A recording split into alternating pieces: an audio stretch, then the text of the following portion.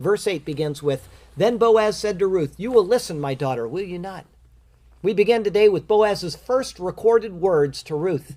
Instead of asking about how she likes Israel or why she came with Naomi to the land or any other type of small talk, the Bible records words of grace. Exactly what she had sought after back in verse 2 when she said this to Naomi, "Please let me go to the field and glean heads of grain after him in whose sight I may find favor."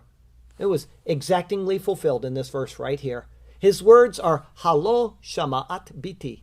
Will you not hear, my daughter? They're a fatherly expression which would be used by an elderly man towards a younger woman. And his admonition is, continuing verse 8, "Do not go to glean in the field, in another field." After her first day of gleaning, she might have decided to go into another field so that she wouldn't appear annoying or troublesome to the people around her by gleaning continuously in the same place. Boaz is telling her this is not a problem. In turn, his care for her is perfectly evident. She is undoubtedly of interest to him. We saw that in his words last week. They perfectly indicated that. And she's also the daughter-in-law of his deceased relative and of his widowed wife. It is his desire to show attention and care to her and thus to Naomi as well. Verse 8 continues, "Nor go from here."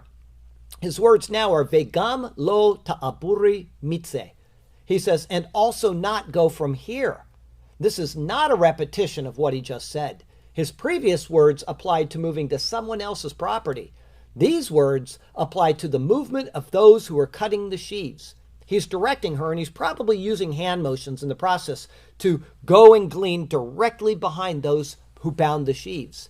She had probably been staying further back from the reapers and binders, but being close to the hired hands, she would have a much, much better chance of finding more food among the other gleaners in the field. His directions allow her to stay, to feel welcome during her stay, and to take full advantage of everything the law allowed for her without keeping back and letting others work ahead of her. He's giving her an equal standing with any Israelite who was also out gleaning. And I got to tell you, this is something that I take kind of personally because I see a lot of these people every day. She is not at all unlike the Mexicans, especially that we have in Florida. You know, they take care of all the lawns for people. They're very hardworking people, and a lot of them are here legally. A lot of them are here illegally, and I understand that. And that's something that we've got to work through as a people and as, our government. But these that are here legally are hardworking. They're generally very honest. They don't complain a lot. And, you pass them by on the road, and they're dirty, and most people don't even say hello to them. They're wearing the same clothes that they were before, the day before, because they can't afford to go buying new clothes. A lot of the money that they make, they send back to their families in Mexico. That's why they came here in the first place. And if you think of Naomi and her situation, it's almost identical to these people. And I was thinking, if I don't go to 7-Eleven a lot, but if you're in 7-Eleven and one of them's behind you, and they're pulling out $1 to buy their lunch for the day, just give an extra $1 to the people and say, or $5 or whatever it is, pay for the guy behind me too. And just leave and don't even let him know that it was you. They're people, it's showing respect to them just as Boaz is showing to Naomi.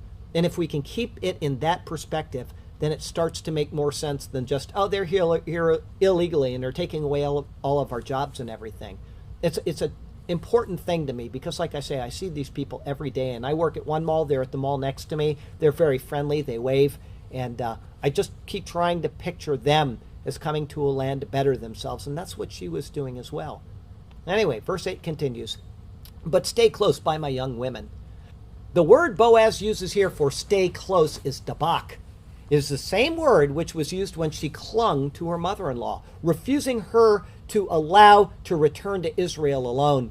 It's also the same word used in Genesis 2:24 when it says that a man shall leave his father and mother and be joined to his wife, and they shall become one flesh.